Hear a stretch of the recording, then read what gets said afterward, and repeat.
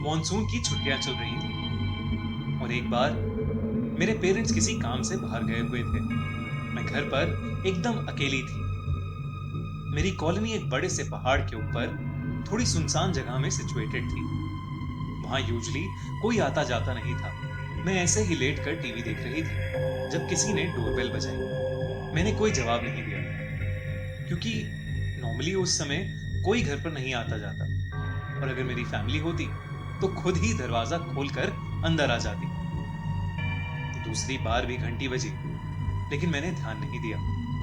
पर तीसरी बार जब वापस मुझे डोरबेल सुनाई दी तो मुझे थोड़ा शक हुआ। मेरे घर की एंट्रेंस पर एक बड़ा सा वुडन डोर है और चारों तरफ दीवारें हैं, तो बेसिकली बाहर देखने का कोई भी जरिया नहीं है अनलेस पियानो रूम से जाके ना देखा जाए तो। इसका मतलब बाहर से भी कोई पता नहीं कर सकता कि हम अंदर हैं या नहीं जब तक हम बहुत जोरों से शोर ना मचा रहे हो। जब तीसरी बेल बजी तो मैं दरवाजे के पीछे जाकर खड़ी हो गई।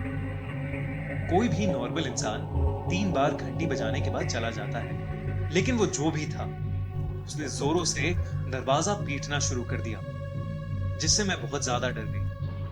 तभी मुझे एक आदमी की भारी आवाज सुनाई दी, मैं जानता हूं तुम अंदर हो, चलो चलो बाहर आओ।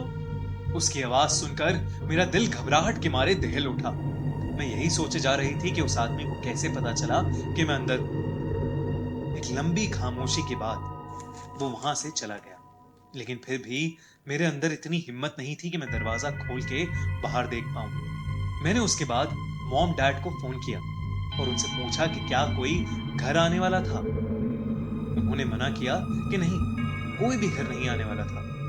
मैंने कुछ देर उस आदमी के बारे में सोचा, लेकिन फिर मैं वापस टीवी देखने लगी। 2 घंटे बाद फिर से डोरबेल बजी। मैं फिर से डर गई। इस बार मैं सहम उठी और मैंने टीवी की वॉल्यूम एकदम कम कर दी।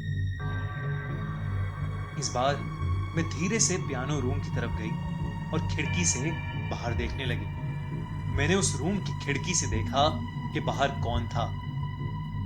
वहां दरवाजे पर एक अजीब सी दिखने वाली औरत काले कपड़ों में खड़ी थी। काले हील वाले जूते, एक काली ड्रेस और एक बड़ी सी काली हैट। उसके बाल डार्क ब्राउन कलर के थे और उसका चेहरा उसकी हैट से लटके जाली से ढका हुआ था। बस मुझे उसके चमकते लाल होठ और उसकी बेहद डरावनी हंसी दिखाई दे रही थी। उसके साथ एक लंबा सा आदमी खड़ा था। उसने भी एक काले रंग का सूट पहना हुआ था। उसके चेहरे पर एक बहुत भयानक सीरियसनेस थी, लेकिन मुझे उस आदमी से इतना डर नहीं लग रहा था जितना उस औरत को देखकर। वो मेरे दरवाजे के सामने अपने चेहरे पर एक बेहद डरावनी हंसी लेकर खड़ी थी। कुछ देर तक जब मैंने दरवाजा नहीं खोला तो वो वहां से वापस जाने लगी।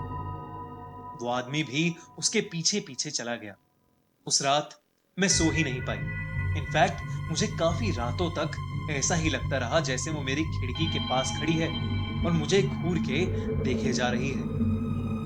मुझे आज तक नहीं पता लगा कि वो औरत और वो आदमी कौन थे। क्या पहले भी घंटी उन्होंने ही बजाई थी